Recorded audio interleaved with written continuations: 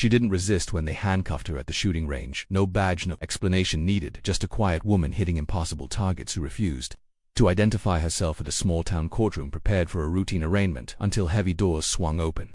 A Navy admiral in full-dress uniform walked silently down the center aisle. Military veterans stood at attention. The judge's face drained of color as she read the sealed documents, and suddenly, everything changed. From which city in the world are you watching this video today? If this story intrigues you, please consider subscribing to hear more untold stories of extraordinary service and the heroes who walk among us, never asking for recognition they deserve. Dawn breaks over a remote civilian shooting range in coastal Maine. Fog clings to targets as shooters begin to arrive. Among them is a woman in her mid-30s. Remarkable in every visible way, she wears faded jeans, a plain gray jacket, and a baseball cap pulled low. Nothing about her draws attention as she walks quietly to the farthest lane, carrying a long case that could hold anything from a specialty camera to music equipment. Frank Holden, the range safety officer, sips his morning coffee and watches through the glass of his small booth. 22 years in the Navy, followed by a decade running this range, had given him an eye for people. Most shooters he could categorize immediately: hunters, sighting, and rifles. For the season, competitive shooters with their specialized gear, weekend warriors playing tactical games, and the occasional law enforcement getting some practice in. This woman didn't. Dawn breaks over a remote civilian shooting range in coastal Maine. Fog clings to targets as shooters begin to arrive. Among them is a woman in her mid-30s, remarkable in every visible way. She wears faded jeans, a plain gray jacket, and a baseball cap pulled low. Nothing about her draws attention. She sets up at the farthest lane, methodically assembling her rifle with practiced movements that suggest years of experience. The range safety officer,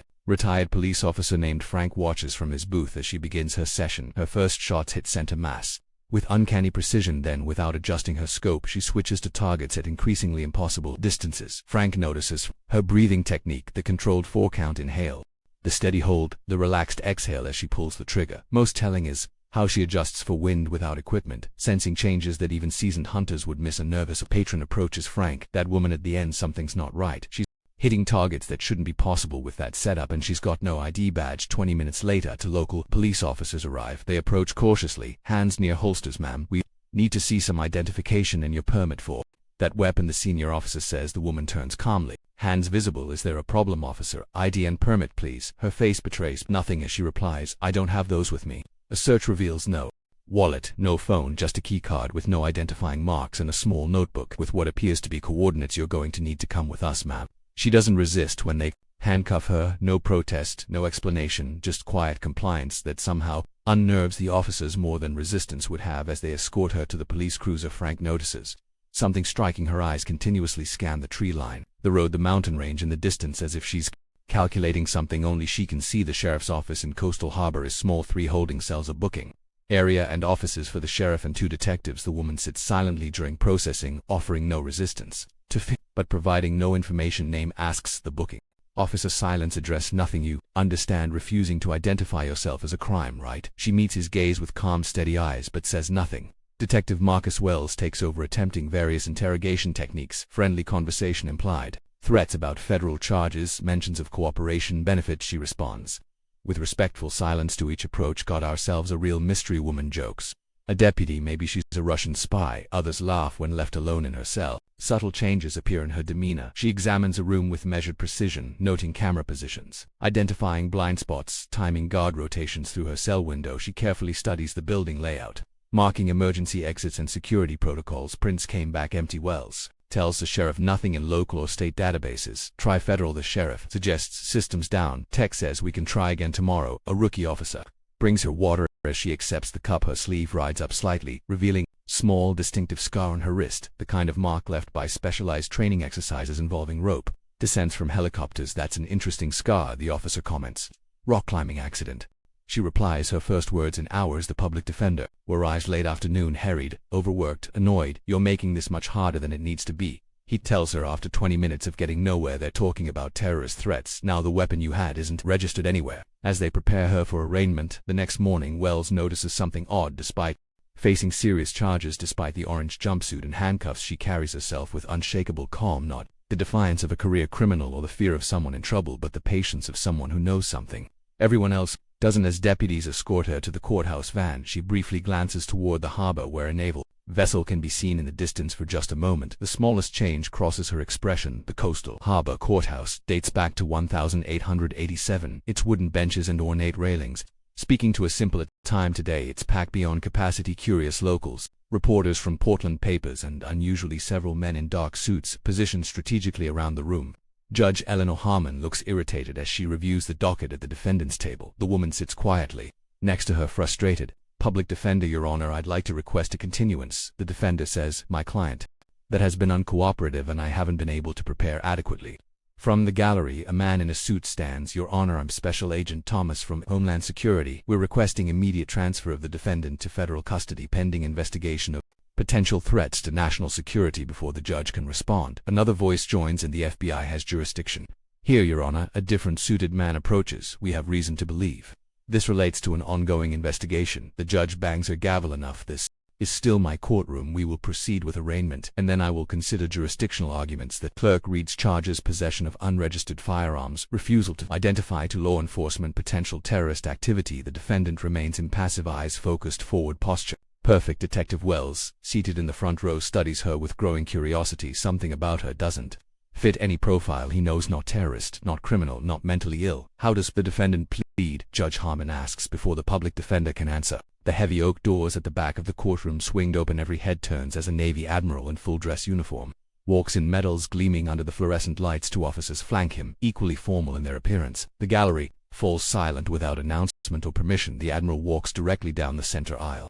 Military veterans throughout the room instinctively stand at attention. Even the judge straightens her posture. The admiral approaches the bench and hands a sealed document to the bailiff, who delivers it to Judge Harmon. As she breaks the seal and reads, her expression shifts from annoyance to surprise to grave understanding. After a long moment, she looks up. In light of this documentation from the Department of Defense, all charges against the defendant are dismissed effective immediately. This case is classified as a matter of national security. She bangs her gavel with finality. Court is adjourned. The room erupts in confused murmurs as the admiral approaches the defendant. The bailiff quickly removes her handcuffs for the first time. The woman speaks clearly, her voice carrying authority despite its softness. Sir, apologize for the inconvenience. The admiral's response silences the room. On the contrary, Commander, the Navy apologizes to you. At the word commander, every military person present, including two bailiffs, several observers, and even Agent Thrapsnap, to perfect attention. In obvious respect, Detective Wells watches in amazement as the woman's entire demeanor transforms. No longer attempting to be invisible, she stands tall, shoulders squared, the deliberate military bearing now unmistakable without the intentional posture of ordinariness. She suddenly commands the room just as powerfully as the Admiral. Judge Harmon, herself a former JAG officer, now stands and offers a respectful nod to both the Admiral and the woman. Thank you for your understanding, Your Honor. The Admiral says, Commander Hayes has been operating under classified orders. The situation required discretion outside. The courthouse reporters clamor for information as the woman, now changed into civilian clothes provided by the Navy officers, stands beside the Admiral near a black government SUV. Sheriff Daniels approaches them, confusion and respect battling on his face. Admiral, with all due respect, my department deserves some explanation. We've been treating this as a potential terrorist threat. Sheriff, I understand your concern. The Admiral replies, Commander Hayes is one of our most decorated special operators. The details of her assignment remain classified, but I can assure you she poses no threat to your community. Quite the opposite. Detective Wells steps forward. Commander, I owe you an apology. She meets his eyes directly now, no longer hiding behind careful blankness. No apology necessary, Detective. You were doing your job. An elderly man in a VFW cap approaches cautiously. Excuse me, ma'am, I was a corpsman with the Marines in Desert Storm. Been sitting in that courthouse all morning. I knew there was something familiar about the way you carried yourself. He extends his hand. Thank you for your service, whatever it is you do. The woman shakes his hand firmly. Thank you for yours. The Admiral checks his watch. Commander Hayes, we should proceed. Operation Silent Harbor requires debriefing and Washington is waiting for your report. Sheriff Daniels' eyes widen. Silent Harbor, the counter-terrorism operation that prevented the port attack last year. The Admiral remains professionally vague. Commander Hayes has given 12 years of exemplary service to this country. Much of it will never be known to the public.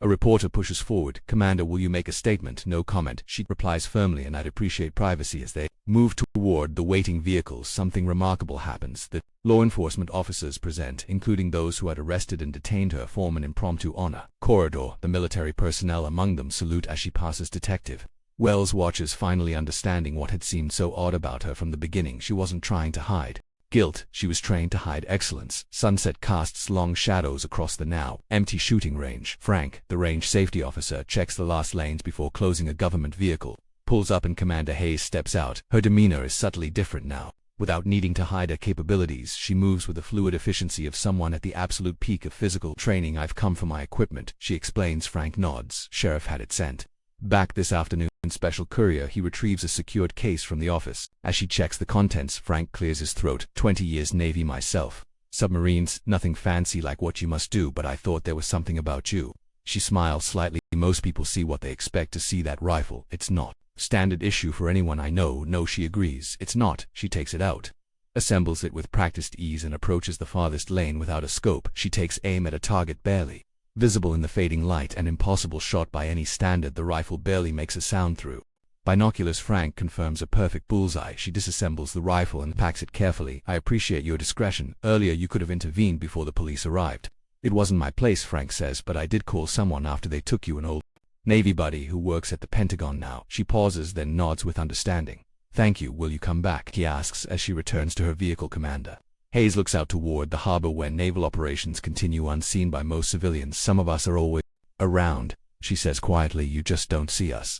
As she drives away, Frank renders a perfect salute to the disappearing taillights. 2 weeks later, Detective Wells sits at his desk, reviewing case files when his phone rings. Detective Wells. He answers. Detective, this is Admiral Wilson. We met briefly during the incident with Commander Hayes. Wells sits up straighter. Yes, sir. What can I do for you? I'm calling to extend an invitation. Commander Hayes is receiving a commendation tomorrow at Naval Station Norfolk. Given your involvement in the situation, she thought you might want to attend. Wells is surprised. I'd be honored, sir, but I'm confused. I arrested her. Sometimes the people who challenge us most end up teaching us the most valuable lessons. The Admiral says the ceremony is classified, but we can arrange clearance. The next morning, Wells drives to Norfolk, passing through multiple security checkpoints before being escorted to a small auditorium. The audience consists of fewer than 50 people, mostly high-ranking officers and personnel in civilian clothing who carry themselves with unmistakable military bearing. Wells takes a seat in the back row. The ceremony begins without fanfare. No press, no photographers. Admiral Wilson approaches the podium. Ladies and gentlemen, today we recognize Commander Alexandra Hayes for extraordinary service during Operation Silent Harbor. For security reasons, I can only say that Commander Hayes spent 11 months undercover identifying and neutralizing a critical threat to our national security. Wells watches as Commander Hayes steps forward. In her formal Navy uniform adorned with ribbons and commendations, she bears little resemblance to the unremarkable woman he arrested at the shooting range. The Admiral continues. Commander Hayes established herself as one of our foremost experts in counterterrorism and unconventional warfare. After graduating first in her class at Coronado, she became one of the first female operators to qualify for the Naval Special Warfare Development Group, though this fact remains classified.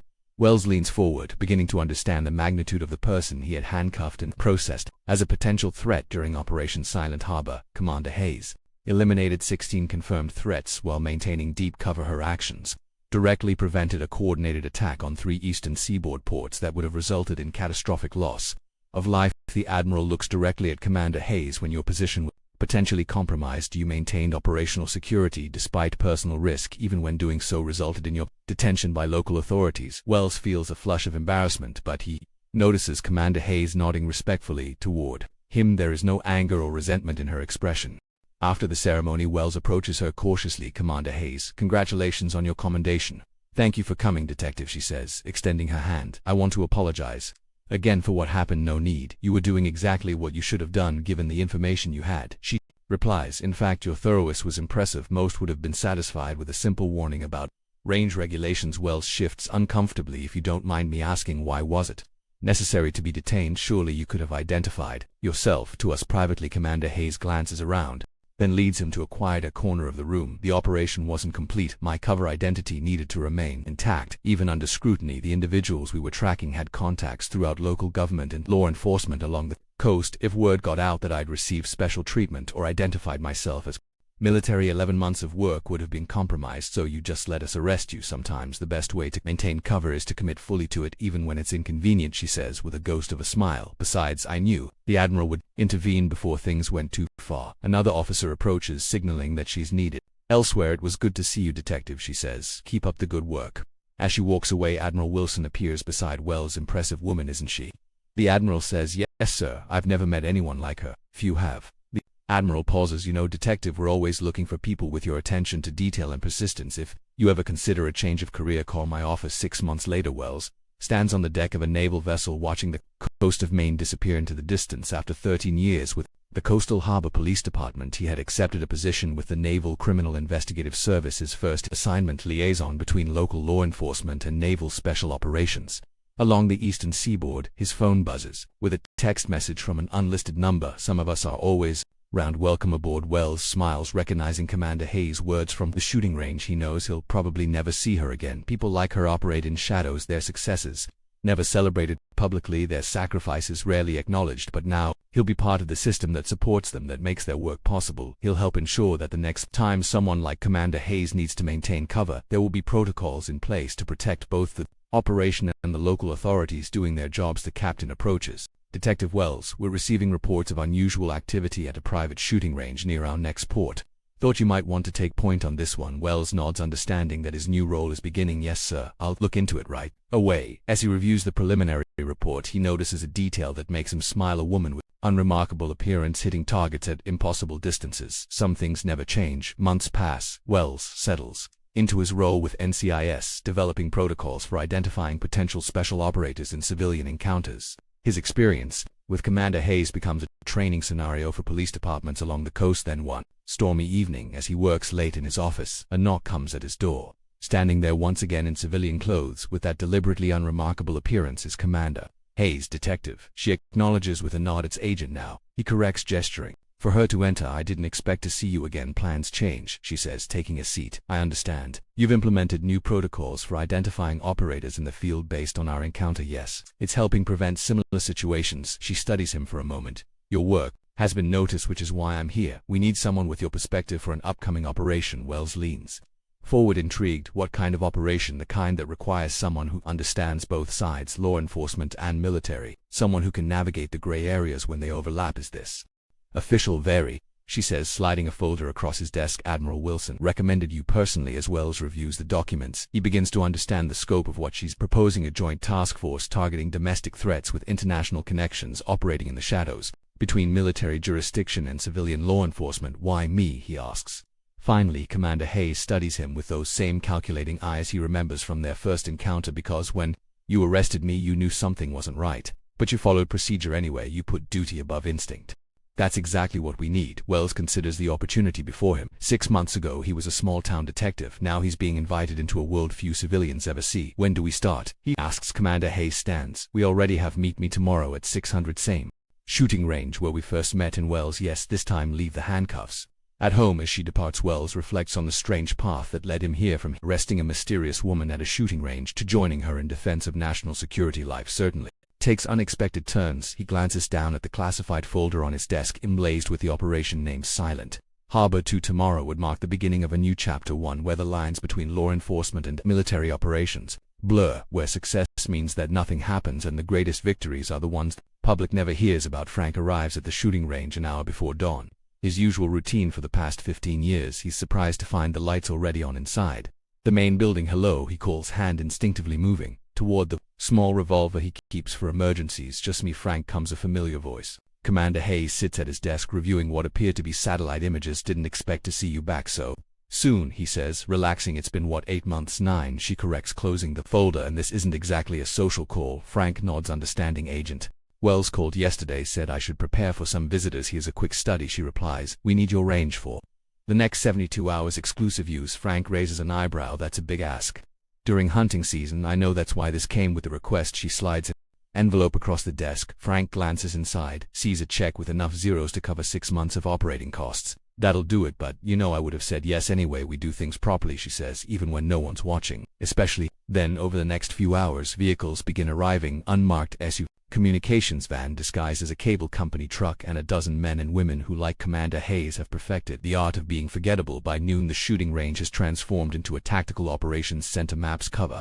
the walls. Communications equipment fills Frank's office, and the firing lanes have been converted to staging areas. Wells arrives last, bringing equipment from the NCIS field office. Frank he greets with a handshake. "Thanks for the accommodation. Couldn't say no when my country calls."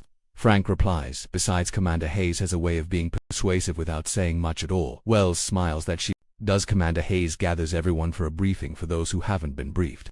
"We've identified a potential security threat operating within 50 miles of this location. Intelligence suggests they're planning something significant within the next 48 hours. She gestures to the maps. We have 3 possible locations for their operation center. We need to identify the correct one without alerting them to our presence. Wells studies the maps. These are all civilian areas to residential neighborhoods and a commercial district. We can't just raid them exactly, Commander Hayes confirms, which is why we needed someone with your background, Wells. We need to maintain the firewall between military operations and domestic law enforcement. The operation unfolds methodically over the next day. Teams conduct surveillance, electronic intelligence gathering, and careful observation of the targets. Wells coordinates with local authorities, establishing cover stories and contingency plans without revealing the true nature of the operation. Frank watches from the sidelines, impressed by the precision these people move.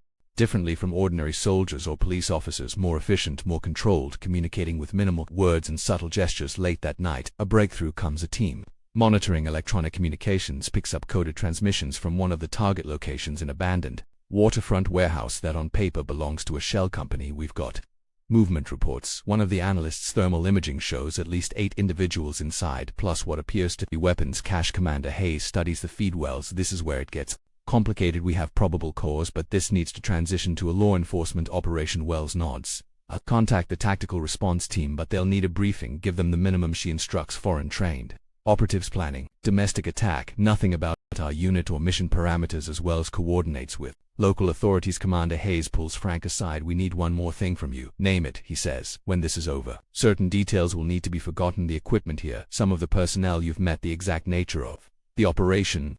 Frank smiles slightly. Commander, I spent 20 years keeping secrets for the Navy. Some habits don't break. She studies him for a moment, then nods. That's why we came here first. Wells said you were reliable. The raid happens just before dawn. Local tactical teams move in with federal agents, while Commander Hayes and her team maintain overwatch positions, ready to intervene if the situation escalates beyond local capabilities. It doesn't. The operation goes smoothly. 8 arrests, a significant weapons seizure, and intelligence materials that will keep analysts busy for months. The official story released to the press mentions only a successful joint operation between federal and local authorities based on anonymous intelligence. By noon, most of Commander Hayes' team has disappeared, equipment packed into unmarked vehicles, leaving no trace of their presence. Frank methodically returns the range to its normal configuration. Wells finds him replacing target stands. Thank you, he says simply. For what? According to the news, I had nothing to do with anything, Frank replies. Wells smiles. Exactly. As last vehicles prepare to depart, Commander Hayes approaches Frank one final time. This range seems to be a nexus point for interesting activities, just a place where people practice their skills. Frank says some more specialized than others. She hands him a business card with only a phone number. If you notice anyone else with unusual talents, this number reaches people who might be interested. Recruiting? Frank asks. Always. She confirms that right people are hard to find and even harder to recognize. He adds. She nods in acknowledgement. Take care, Frank. As she walks away, Frank calls after her. Commander, was any of this real? The arrest, the courtroom, or was it all part of the operation? She turns back. What do you think?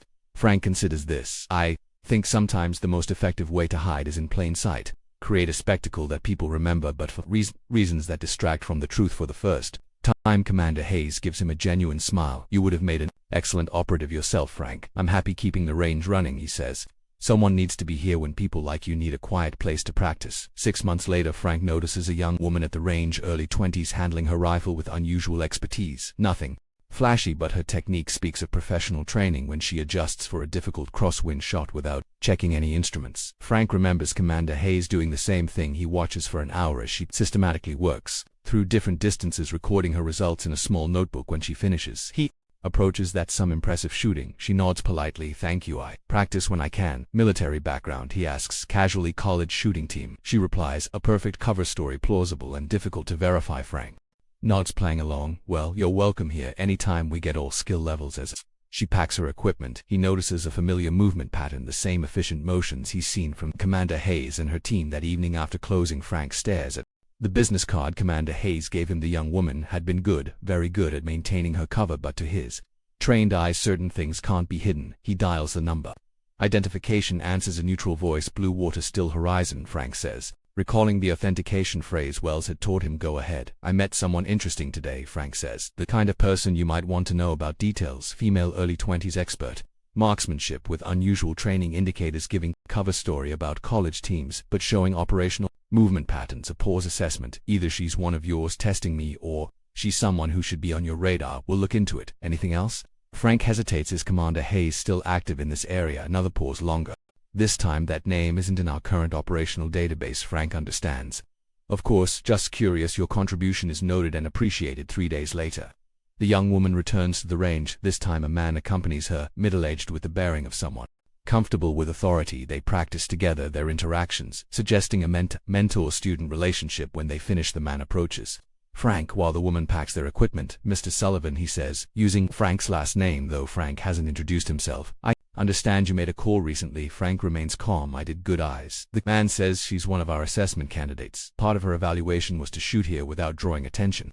She's skilled, Frank acknowledges, but there are tells if you know what to look for. "That's why we value observers like you," the man replies. "Sometimes talent spots talent better than our formal systems." The young woman joins them. "How did I do?" she asks, dropping the pretense. "Mr. Sullivan identified you within an hour." The man tells her, "You'll need to work on concealing your training patterns." She accepts the criticism professionally. "What gave me away?" "Wind adjustment without instruments." Frank says Commander Hayes did the same thing. The man and woman exchange a glance at the mention of Hayes's name. "Thank you for the feedback." She says, "May I come back to practice?"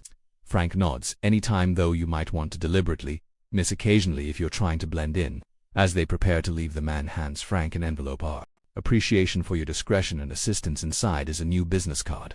This one with an embossed insignia Frank recognizes from Naval Special Warfare and a different phone number. "We're always looking for training facilities and observers." The man explains, "If you're interested in a more formal arrangement." Frank considers it. After 15 years running the range, perhaps it's time for a new challenge. "I might be." Commander Hayes spoke highly of your situational awareness," the man adds, "that carries weight in our organization." As Frank watches them leave, he reflects on the strange path his retirement has taken, from running a simple shooting range to becoming part of an invisible network that identifies and nurtures the nation's most specialized defenders. He tucks the new card into his wallet. Next to the first one, some people serve in uniform for all to see, others serve in shadows, and some, like him, simply keep watch, making sure those shadows remain safe places for necessary work. The next morning, Frank arrives at the range to find a package waiting, a new high-end spotting scope with thermal capabilities and an encrypted communication module. The note attached contains only 3 words: "Keep watching." Frank, he recognizes the handwriting immediately. Commander Hayes may have moved on to new operations, new identities, new missions, but her legacy continues here in this small corner of Maine, where ordinary-looking people with extraordinary skills can practice their craft away from curious eyes. Frank installs the new equipment, understanding its true purpose. He's not just running a shooting range anymore, he's maintaining a waypoint in a hidden network, a place where those who operate in darkness can find momentary safety in the light. And if more young shooters with too perfect technique and too casual cover stories appear, he'll know exactly what to do, because some of them are always around. You just don't see them unless you know how to look.